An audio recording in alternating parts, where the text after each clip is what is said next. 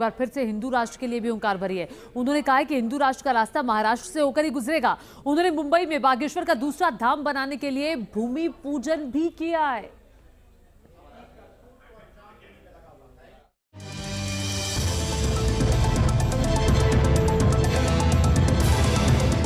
परिवार को, पति को लेटने नहीं देता। जी, जी, जी, जी। यही हरकत करता है।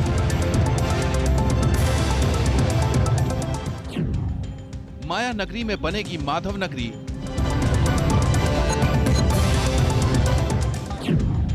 बाबा बागेश्वर बांधेंगे विरोधियों की ठठरी।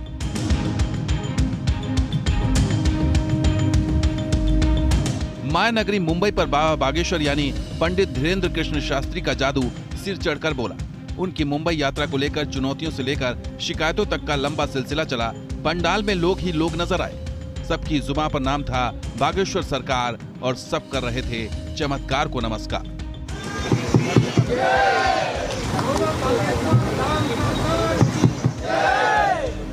ये बाबा की ललकार है, हिंदू राष्ट्र की हुंकार है। मुंबई में बाबा बागेश्वर सरकार ने दिखाया कि वो न चुनौती से डरते हैं न ही शिकायतों से। मुंबई में इस बार बाबा बागेश्वर का अलग ही अंदाज दिखा। उनके मंच पर नेताओं की भीड़ नजर आई और सबने एक सुर में बाबा बागेश्वर की महिमा और धीरेन्द्र कृष्ण शास्त्री की तारीफों के पुल बांध दी। शास्त्री ने भी मंच पर पर्चा देखकर अतीत बताने और समस्या दिखाने की बजाय लंका दहन की कहानी सुनाई।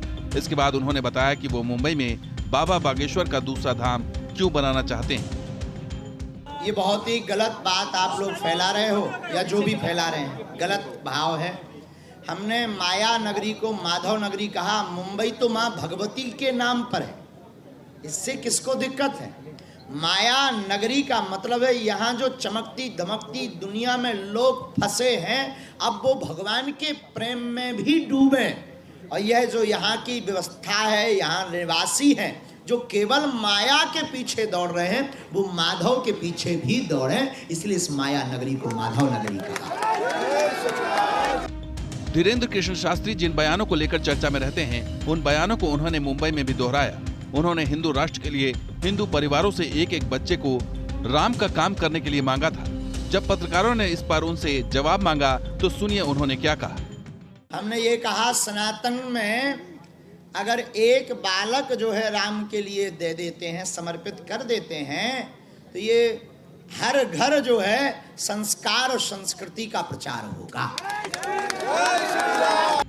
मध्य प्रदेश की सरजमी से उठी हिंदू राष्ट्र की ये मांग अब देशव्यापी हो गई। बाबा ने हिंदू राष्ट्र का जो संकल्प दिलाया है, उसका असर देखने को मिल रहा है। बाबा ने ऐलान किया है कि हिंदू राष्ट्र बनने की शुरुआत महाराष्ट्र से क्यों होने वाली है। महाराष्ट्र से ही हिंदू राष्ट्र का सपना पूर्ण होगा, क्योंकि महाराष्ट्र वीर शिवाजी का राष्ट्र है, जय भवानी का राष्ट्र है। जब उनका सपना पूर्ण हुआ और मुगलों को जो है नाकों चने चबाने पड़े, तो क्या हमको ये लाभ नहीं मिलेगा? मुंबा देवी का आशीर्वाद नहीं मिलेगा?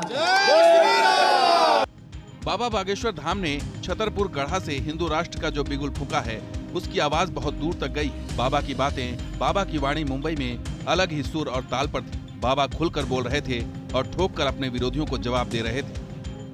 भारत देश में राम की चर्चा, हनुमान जी का प्रचार अथवा फिर सनातन का प्रचार अगर रुकने लगेगा, तो फिर सनातन का प्रचार या सनातन की बात किस देश में जाकर करें? हमें ये जवाब दें। बाबा बागेश्वर धाम की लोकप्रियता इसलिए फैली थी क्योंकि वो अपने सामने बैठे व्यक्ति के मन की बात पर्चे पर लिख देते थे और उसकी समस्या का समाधान भी बताते थे। इस दौरान जितनी तेजी से उनके श्रद्धालुओं की संख्या बढ़ी, उससे उनके विरोधियों में खलबली मचना स्वाभाविक है। मुंबई से ज्योत्सना गंगड़े के साथ टीम न्यूज़ नेशन।